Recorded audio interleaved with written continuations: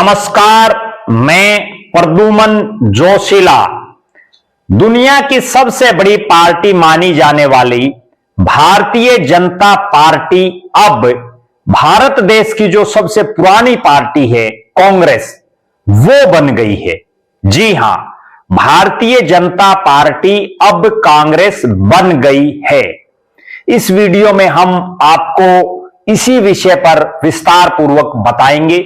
उससे पहले आप सभी दर्शकों से यह अनुरोध है कि आप YouTube पर हमारे इस चैनल को सब्सक्राइब करें, बेल आइकन घंटी का बटन अवश्य दबाएं, वीडियो को ज्यादा से ज्यादा शेयर करें, अपने कमेंट्स अवश्य लिखें। देश और प्रदेश की राजनीति से संबंधित कोई भी बात आपके दिमाग में है वो आप हमें बता सकते हैं। तो अब हम जिस विषय पर आज का ये वीडियो बनाने जा रहे हैं वो विषय है कि भारतीय जनता पार्टी यानी बीजेपी अब इंडियन नेशनल कांग्रेस या कांग्रेस हम कह सकते हैं, वो कांग्रेस बन गई है। कैसे बन गई है? वो आज जब दिल्ली विधानसभा चुनाव का परिणाम आया, जिस पर पूरे देश यानी दुनिया भर तक की नजरें लगी हुई थी, आरोप और प्रत्यारोपों की राजनीति चली पूरे चुनाव में, और उसके बाद दिल्ली की जनता ने अपना फैसला सुनाया और वो फैसला भारतीय जनता पार्टी के पक्ष में प्रचंड बहुमत के साथ उन्होंने दे दिया, जबकि आम आदमी पार्टी धराशायी हो गई। और आर्यभट्ट, जिनका पूरी दुनिया में नाम है, उन्होंने जिस शून्य की खोज की, कांग्रेस एक बार फिर से वही रह गई।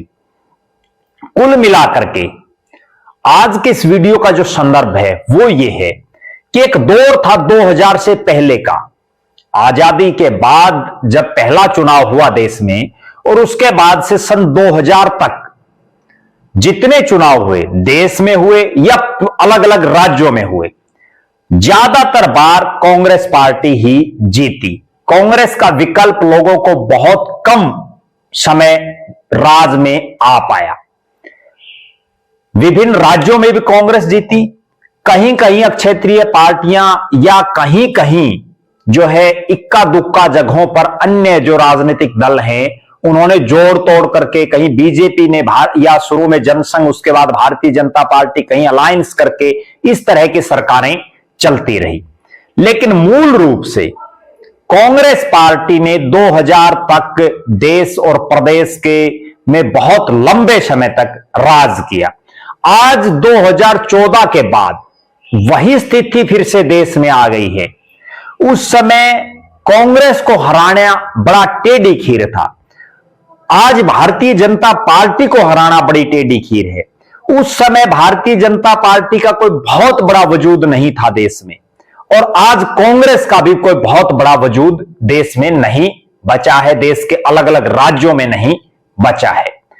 तो उस समय की कांग्रेस को कैसे हराया जाता था, आज के इस वीडियो में हम इसी चीज पर चर्चा कर रहे हैं कि आखिर जो भारतीय जनता पार्टी कांग्रेस बन गई है, कांग्रेस बन गई है का मीन्स ये है कि जिस तरह से कांग्रेस देश और प्रदेश में वर्षों तक राज करती रही, उसी तरह से अब भारतीय जनता पार्टी वर्षों से राज कर रही है। तब कांग्रेस का कोई विकल्प नहीं दिख रहा था, आज भारतीय जनता पार्टी का कोई विकल्प नहीं दिख रहा है। तब कांग्रेस को कैसे हराया जाता था? तब कांग्रेस को हराया जाता था, विरोधी जितने दल होते थे कांग्रेस के, जितनी विपक्ष की पार्टियां थी, वो सारी लगभग इकट्ठी हो जाती थी, और जब वो सारी इकट्ठी हो जाती थी तभी कांग्रेस को हराया जा सकता था, और तभी हराया भी गया। चाहे वो जनता पार्टी बनी, जनता दल बनी, चाहे वो चौधरी चरण सिंह, मोरारजी देसाई का समय हो, चाहे वो वीपी सिंह और चंद्रशेखर का समय हो, या उसके बाद अटल बिहारी वाजपेयी का काल हो। जब जब देश का विपक्ष कांग्रेस के खिलाफ एकजुट हुआ, विपक्ष की प्रमुख पार्टियां उस समय कांग्रेस के खिलाफ एकजुट हुई, तभी कांग्रेस को सत्ता से हटाया जा सका। वो चाहे इमरजेंसी के बाद 1977 का चुनाव हो, चाहे 1989 का चुनाव हो, दोनों चुनाव में हमने देखा। उसके बाद चाहे 1996 का हो, उसके बाद 1999 का हो, 98 का हो, उसके बाद 2099 का हो, तो उन सारे चुनाव में जब कांग्रेस के खिलाफ विपक्षी दल इकट्ठे हुए, तब जाकर के कांग्रेस पार्टी को हराया जा सका।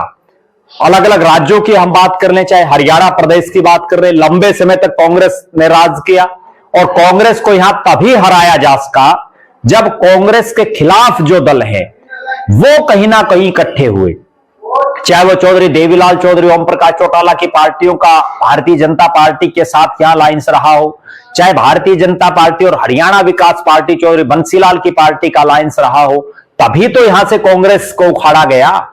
वही सेम हाल अब भारतीय जनता पार्टी का है। अब भारतीय जनता पार्टी एक एक करके लगातार उन राज्यों में भी जीत रही है जहां उम्मीदें तक भी नहीं थी, और कई राज्यों में तो बार बार रिपीट हो रही है। जैसे गुजरात को हम उदाहरण ले सकते हैं। मध्य प्रदेश में भी कुछ एक समय का टाइम पीरियड अगर निकाल दें तो बीजेपी लगातार शासन कर रही है। दिल्ली में भी वर्षों बाद जो है वापसी करी है। उत्तर प्रदेश भारत का सबसे बड़ा राज्य, वहां एक छत्र राज चल रहा है योगी आदित्यनाथ के नेतृत्व में भारतीय जनता पार्टी का।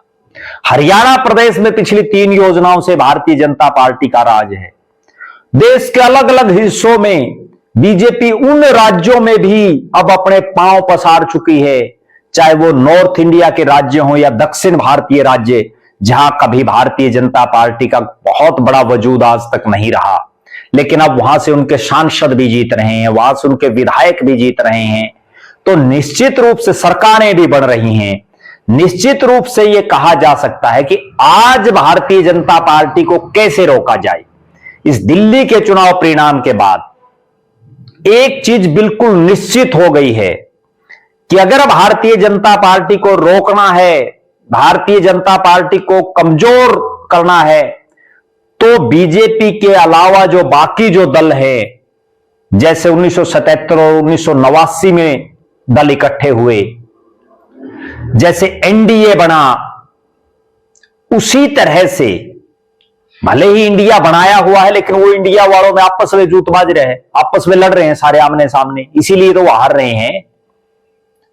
अब वो इंडिया का भी कोई महत्व नहीं रहा जो INDIA, एक अलायंस कांग्रेस के नेतृत्व में सारी पार्टियों ने बना, जिसकी सबसे बड़ी पार्टी कांग्रेस रही, जिसमें आम आदमी पार्टी भी शामिल थी लोकसभा के चुनाव में।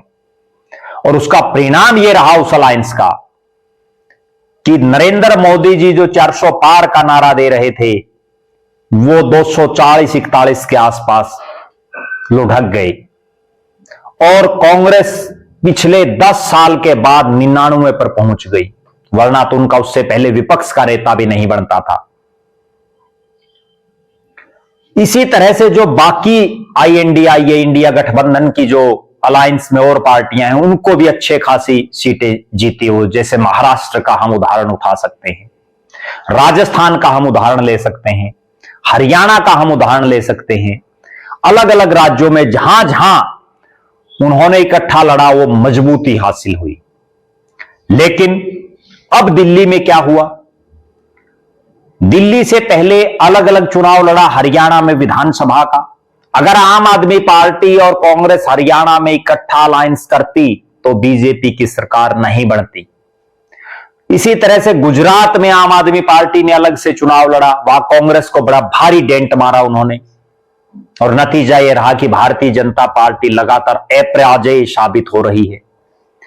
इसी तरह से दिल्ली के इस चुनाव में अगर कांग्रेस और आम आदमी पार्टी जैसा उन्होंने लोकसभा के चुनाव में अलायंस किया, भले ही वो लोकसभा में नहीं जीत पाए लगातार, लेकिन विधानसभा में नतीजे बदल सकते थे।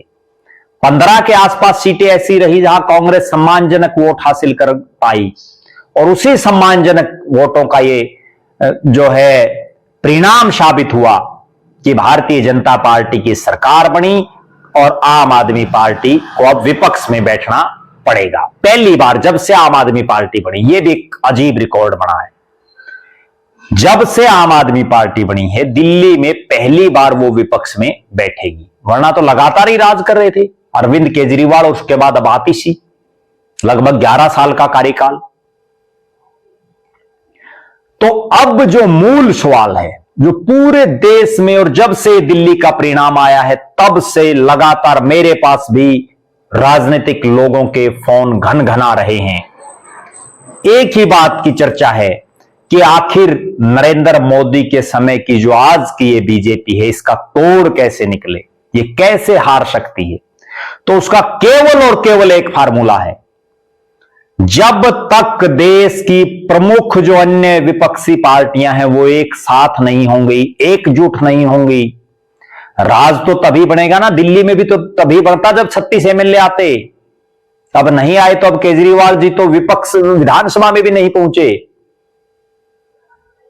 जिस नई दिल्ली की सीट से अरविंद केजरीवाल की राजनीति उठी, जिससे वो पूरी दुनिया में चर्चित हुए, उसी नई दिल्ली की सीट पर उनको बुरी हार का सामना करना पड़ा।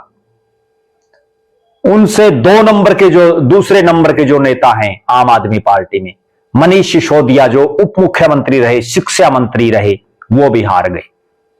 कई बड़े बड़े दिग्गज हारे। हमने पिछले वीडियो में इन बातों पर चर्चा भी की थी कि बहुत दिग्गज आम आदमी पार्टी के चुनाव हारेंगे, और ये वो रिजल्ट सामने रहा।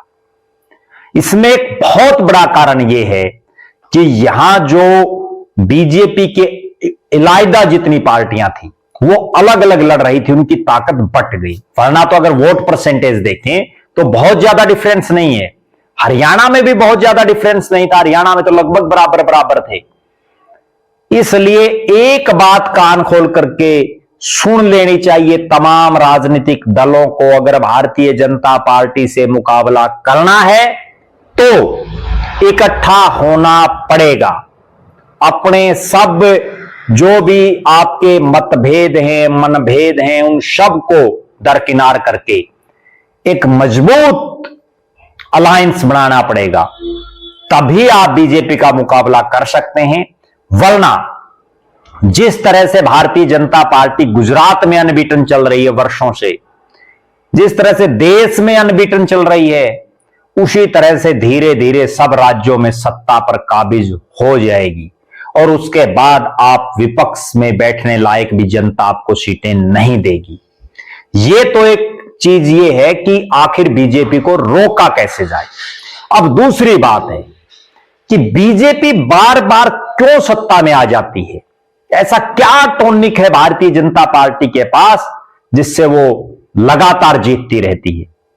उस पर भी हम एक अलग वीडियो में आपसे चर्चा करेंगे।